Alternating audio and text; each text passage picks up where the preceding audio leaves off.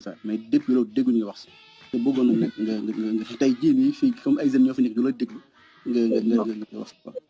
jeunes ñoo fi nekk mais encore une fois wax naa la sànq xam nga gis nga nit doo dégg ñu ne la tëll rek après nga jàpp ne damm na loolu nga xam ne tudd nañ ma ci ban ma ci tuddee ñu bokk ci seen biir ñoo njëkk génn weddi ko ñu bokk ci seen biir ñoo njëkk génn weddi ko ñi nga xam dañ ci laale ñoom ci seen bopp weddi ko naa la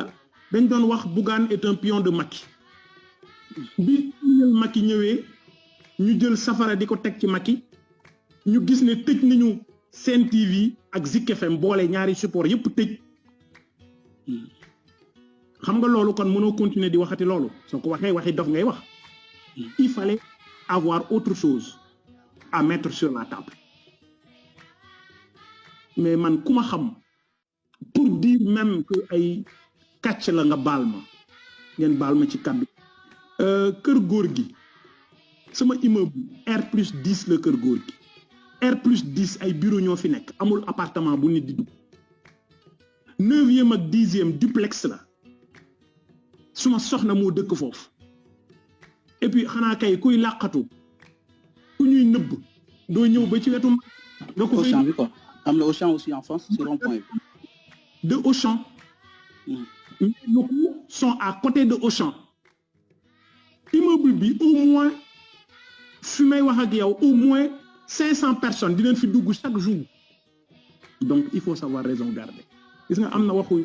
caaxaan ak ñàkk fayda yoo xam ne wax dëgg yàlla man li muy ruum bi sax comme ruum la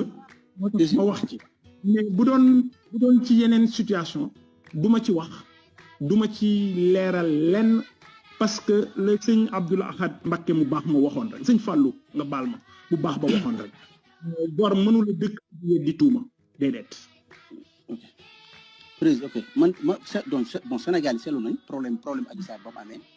Bougane en tant que yow yaa njëkk a jug dem kër Ousmane Sonko jàppale ko ba dem nañ sax ba sa télé ñu coupé signal bi indi la ay problème mais lan la y a un problème entre Bougane et Sonko wala militants yi ñu am problème mais man actuellement man je n'ai pas de problème avec Ousmane Sonko. Ousmane Sonko, c'est un Sénégalais qui a tracé son terrain, qui a tracé son chemin du monde, qui est en train de se battre. Ak nu mu mën a demee,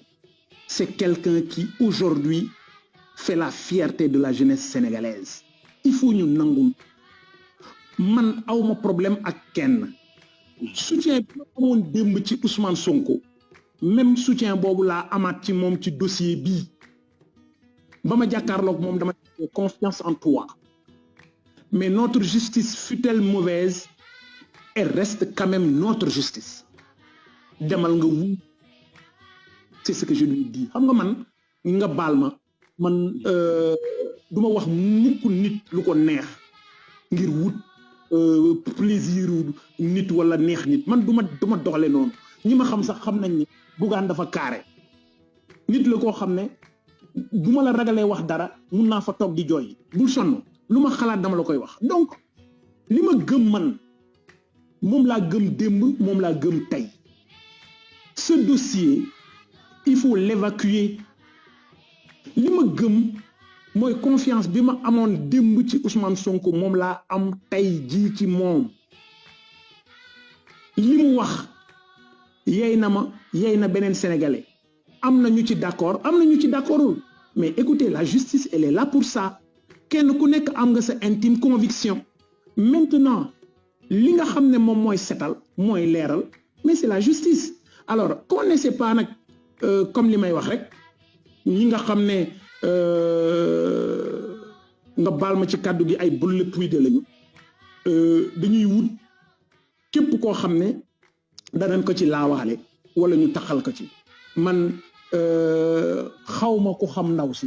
xawma ku jege ndaw si xawma ku musa xam ndaw si donc je ne vois pas pourquoi mon nom doit être cité dans ce dossier ba ñu ciy wax ay wax yu ñaaw di def daanaka ay scène pornographique di nettali mais xam nga tey ku ma fekk man may wax ak yenn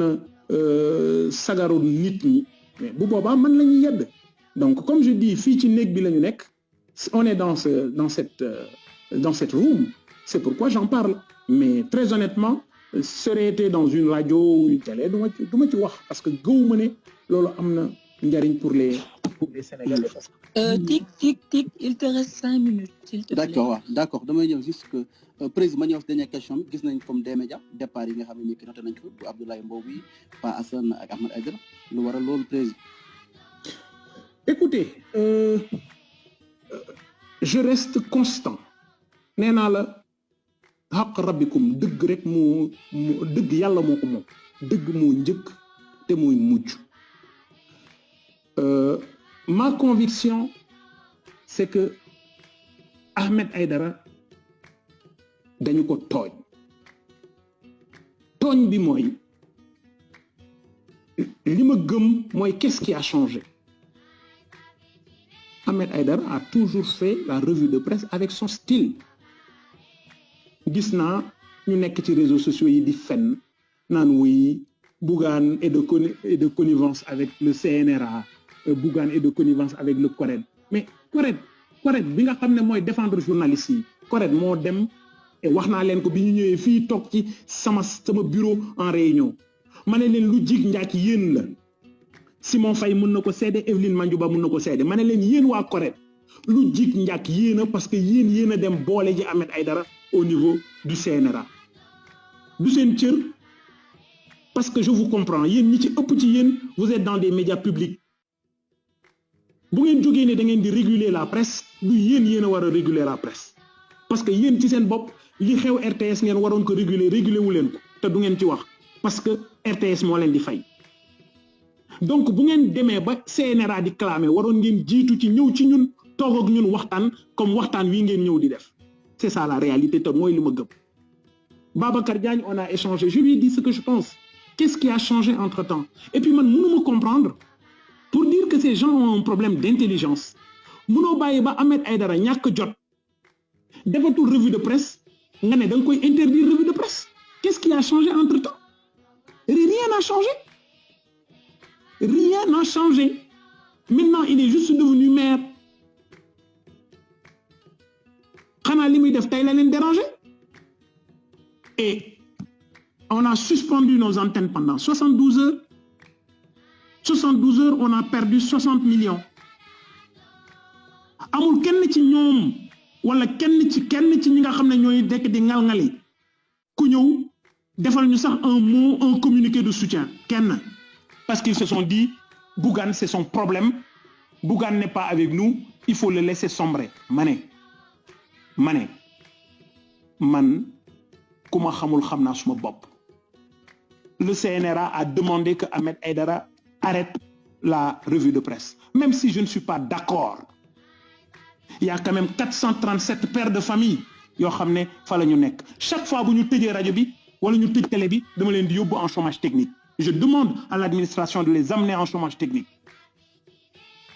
Ahmed Aïdara bu ñu ko bàyyiwaatoon mu defaat revue de presse dañu doon tëjaat encore rajo bi ak télé bi pour une semaine alors que pour moi il fallait être intelligent. Le rédacteur en chef a proposé quelque chose ne ko il faut contourner va du côté des chroniqueurs bàyyil keneen mu def la revue de presse comme on a attaqué cette histoire en justice damay wax lu leer maître Khoureyssi Ba moom moo ñu jox solution boobu wax ci ak le rédacteur en chef bi daal di proposer cette solution Ahmed a dit du ko def tey du ko def ëllëg day def la revue de presse à choisir entre 437 personnes qui sont des soutiens de famille et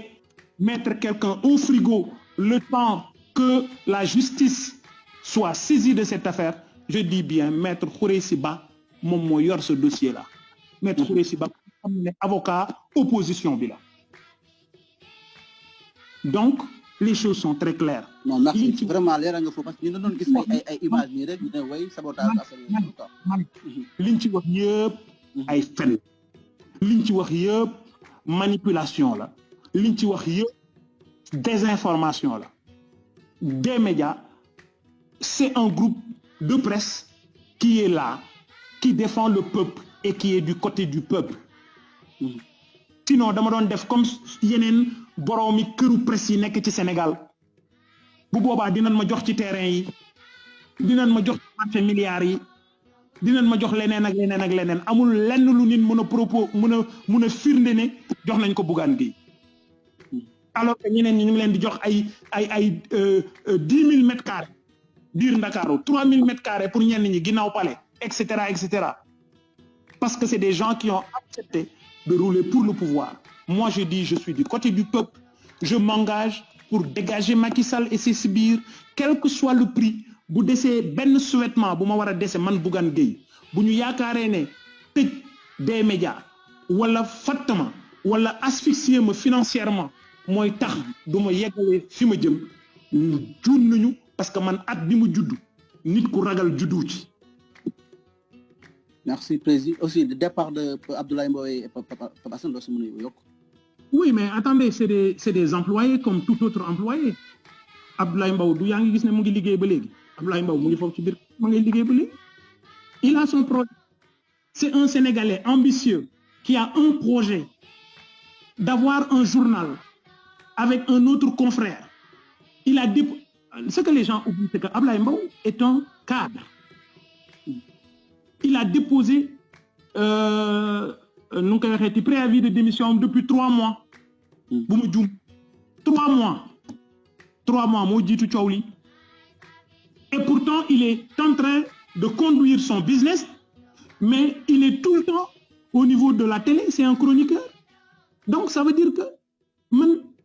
vertu du travail, bobu, dama ko gëm. Non la ko gëmé ak Ahmed Aïdara. Bi nga xamé né dafa né nek na maire mais day continuer liggéeyam. J'ai applaudi des 2 mains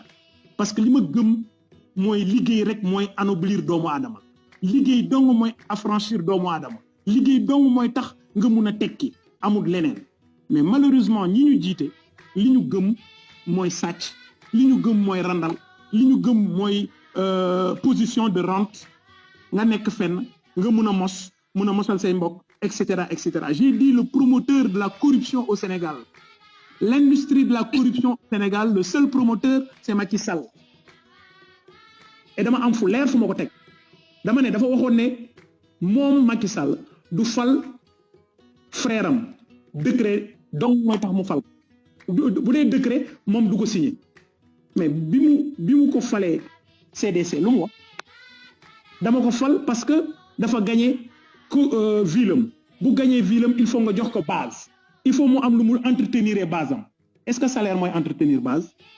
lan la ñuy entretenir base alalu réew mi nga ronki ko avec la complicité de X ou de Y. ngeen di jël alal bi di ko pasaree di ko sànni di ko jox nit ñi yóbbu ci ay mbootaay yóbbu ci ay GIE may ay 100 millions may ay nangam sangam millions alors que le Sénégalais mu ngi nekk ci ay situation ku nekk gis na li nga xam ne Sénégalais yi ñu ngi koy dund provisoire et en place fu ma dem gis ko ay nit ñoo xam ne du ñu naan ndox mu baax nga dem fu mel ni Sédhiou jamonoy koor gi nga xam ne benn glace bu ñuy jaayee Ndakaaru 50 francs benn glace Sédhiou day yegg ba 500 francs parce que amuñu courant bu doy ñu ngi ci tàngoor bu metti am na ci côté yoo xam ne ndox sax amuñu ko. ma ne il faut ñu yërëm réew mi te loolu mooy engagement bi nga xam ne man tey Bougane moo ma tax a jóg lu ci waay wax nag lu ci waay mun a sos lu ci waay mun a manipuler dama bëgg ñu comprendre ne yëngaluma tarafatal ay barke Xaadimul Mustafa dara. yëngaluma ci loolu gis nga nit suma kanam dara duma ci désorienté dara duma ci wàcc li ma gëm mooy Macky Sall en 2024 je prendrai sa place et je vais transformer le Sénégal je vais changer la face de ce pays parce que wane naa ko nit ñi gis nañ ko